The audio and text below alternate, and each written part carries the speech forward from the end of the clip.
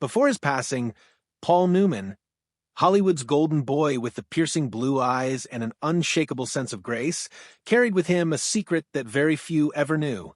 Behind the charm, the effortless cool, and the quiet philanthropy that made him a legend, there was another side of Newman, a man who kept score. And when the years began to catch up to him, as reflection replaced ambition, he did something no one expected from such a measured, diplomatic man. He made a list. It wasn't a list of favorite roles or beloved memories, but of something far more human. 7 names. 7 people who, despite the glamour of the industry, had tested his patience, bruised his ideals, or simply left a sour taste in his otherwise stellar career. For decades, that list remained buried, whispered only among the closest members of a circle. But as time passed, interviews surfaced, friends spoke candidly, and at last, the curtain was pulled back on the one thing Paul Newman had never performed for the cameras.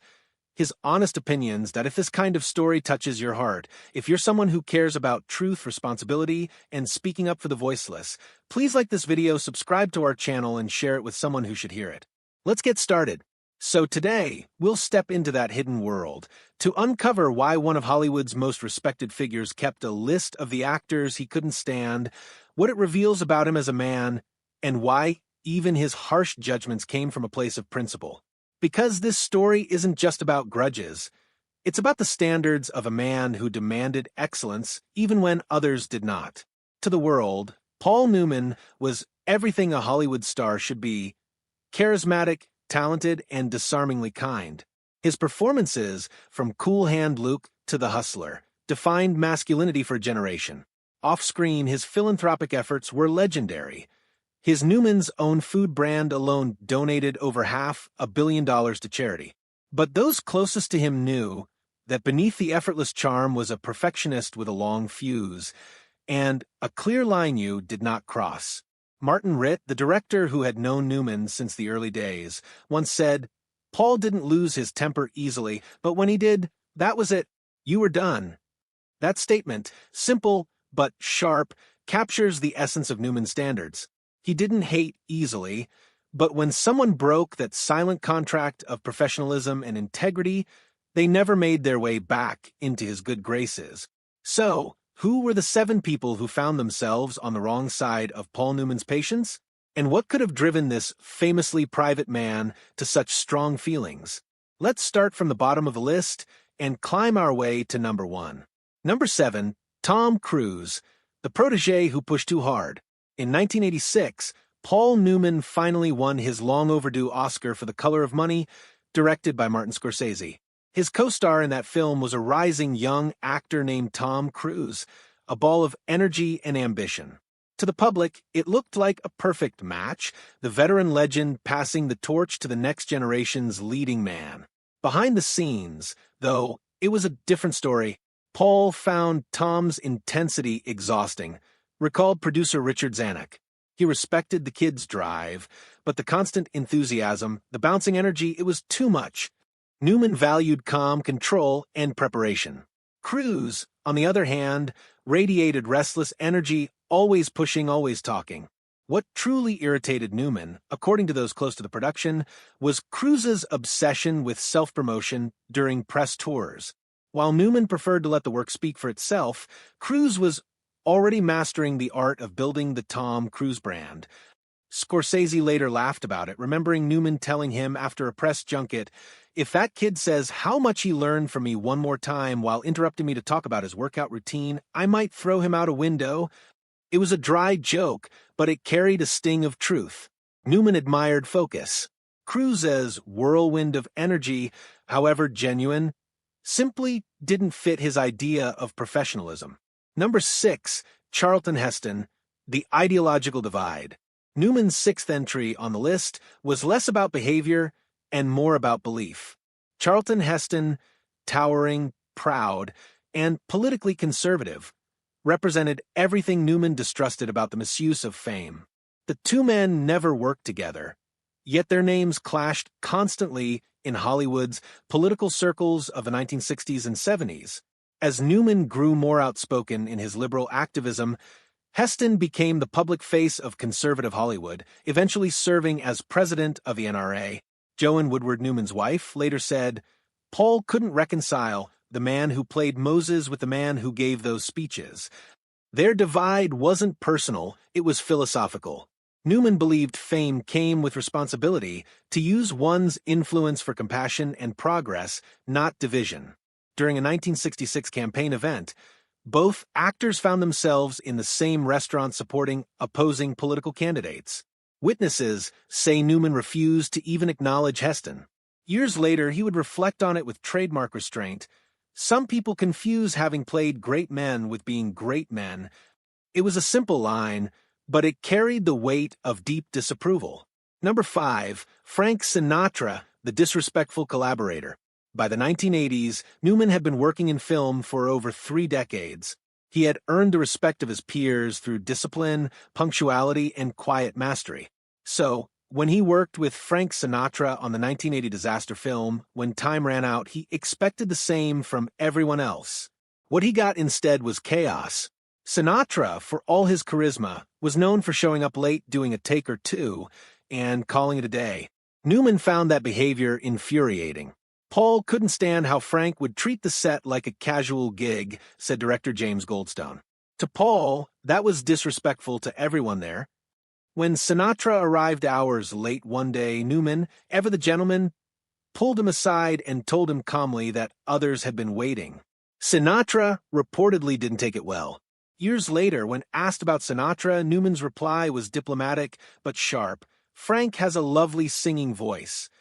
That was Paul's version of an insult, a soft-spoken dagger. Number 4, Marlon Brando, the wasted genius. Few names in Hollywood carried as much weight as Marlon Brando's. And yet, for Newman, Brando represented something almost tragic. They never worked together, but Newman often found himself compared to Brando. Both were method-trained, both brooding, both magnetic. But while Newman channeled his talent with precision, Brando often seemed to throw his away. Robert Redford once recalled Newman saying, "Watching Brando later in his life was like watching someone burn a Picasso for heat." To Paul, Brando had been given a gift that demanded care, and instead he treated it like a burden. The wasted potential bothered him more than arrogance ever could. Eva Marie Saint, Newman's co-star in Exodus, put it best, "Paul believed you owed your best to everyone on set." Hearing stories about Brando showing up unprepared offended his sense of discipline. Newman saw acting as a craft, not a stage for ego, and Brando, in his later years, embodied everything Newman couldn't tolerate: brilliance without responsibility. Number 3, Steve McQueen, the competitive equal. If Brando represented squandered talent, Steve McQueen symbolized something else entirely: rivalry. Both men were icons of cool. Both defined the era's masculine ideal. But when they finally worked together on The Towering Inferno in 1974, egos collided like fire and steel. McQueen insisted on perfect parity. Same pay, same number of lines, even the same number of steps to climb in the burning building scenes. He demanded that his name appear no lower than Newman's in the credits, resulting in a bizarre shared billing design. Paul found it exhausting, said director John Gilliman. Off-camera, they were supposed to play heroes saving lives, but off-set, Steve was counting who got the better close-up. Newman handled it with restraint, later saying, "Some actors see every film as a competition. I've always seen it as a collaboration." That quiet sentence spoke volumes. Newman didn't hate McQueen the man. He hated what McQueen represented: ego winning over art. Number 2, John Wayne, the cultural opposite. Newman and John Wayne never shared the screen, but they shared something far more intense: a political battlefield. Wayne, the rugged patriot, was the public face of conservative America, while Newman, ever the activist, fought for civil rights and peace. During the Vietnam War, their ideological clash reached a boiling point. Wayne publicly praised the war effort. Newman called it immoral. Arthur Penn, a filmmaker friend, remembered, "Paul thought Wayne's Green Berets movie was dangerous propaganda." Meanwhile, Wayne accused people like Paul of being unpatriotic. Their mutual disdain became an unspoken Hollywood rift. But even here, Newman's criticism came from thought, not malice. He once told a journalist, "I admire Wayne's success, but he plays John Wayne in every movie. I try to play someone new each time." After Wayne's death, Newman softened, saying, "He was an American institution." Sometimes institutions make you uncomfortable, but that doesn't make them less significant. It was the closest thing to peace either man ever offered. Number 1, Robert Redford, the friend who tested his patience. And now, the shocker, number 1. The man Paul Newman reportedly found the most infuriating wasn't an enemy, it was his friend, Robert Redford. Their chemistry on screen in Butch Cassidy and the Sundance Kid, and The Sting remains one of cinema's greatest partnerships. Off-screen, though, their differences were legendary. Redford was notoriously late. Newman, by contrast, treated punctuality like a religion. Director George Roy Hill recalled, "Paul would be on set at dawn, prepped and ready. We'd wait hours for Bob. It drove him insane." Once, the crew even gifted Newman a clock with Redford's face. On every number, it was always Redford o'clock. Newman laughed, but the irritation lingered. Ironically, Redford's talent made the situation worse. Newman once joked, "The worst thing about Redford is that he can show up 3 hours late and still nail it in one take." They were opposites in every sense, structured versus spontaneous, but together they created magic. Redford later admitted, "We got under each other's skin, but that's what made it work." Newman summed it up best, "Working with Robert taught me patience. I had none before." When the list surfaced through interviews after Newman's death in 2008, it wasn't the scandal people expected. His daughter Melissa explained it best, "Dad's list wasn't about grudges. It was about values." For Newman, acting wasn't just pretending, it was a promise. To his audience, to his crew, and to the craft itself. Those who broke that promise, whether through ego, laziness, or arrogance, earned a quiet place on his mental blacklist. A. E. Hotchner, Newman's longtime friend, recalled their late-night talks as Paul battled cancer. He wasn't bitter. He was reflecting.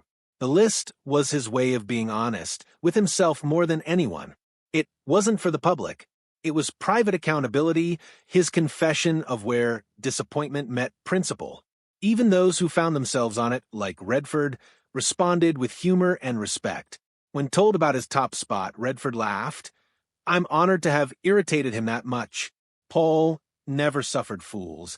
And if he still worked with me despite it all, that's the best compliment I could get."